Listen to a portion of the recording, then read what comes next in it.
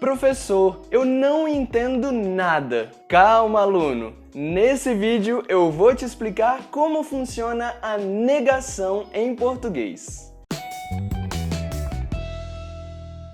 Fazer frases negativas em português é mais simples do que parece. Nós não precisamos usar verbos auxiliares e também não precisamos alterar a estrutura da nossa frase.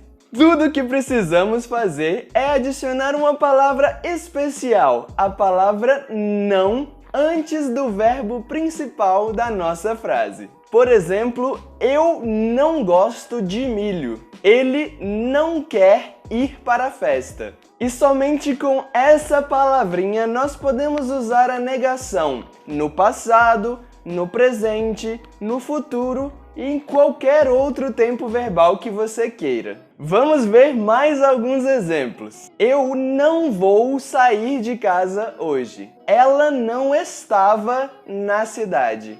Eu não teria outra oportunidade.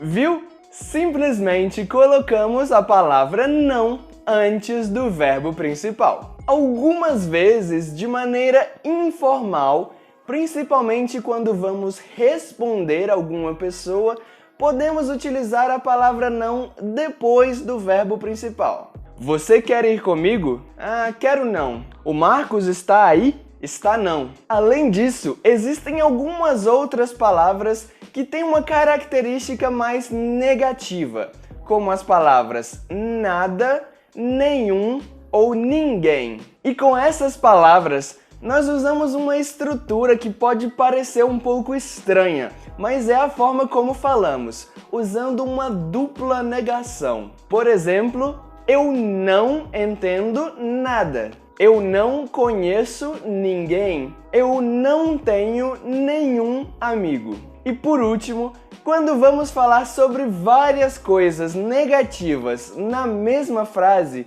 utilizamos a estrutura nem alguma coisa, nem outra coisa.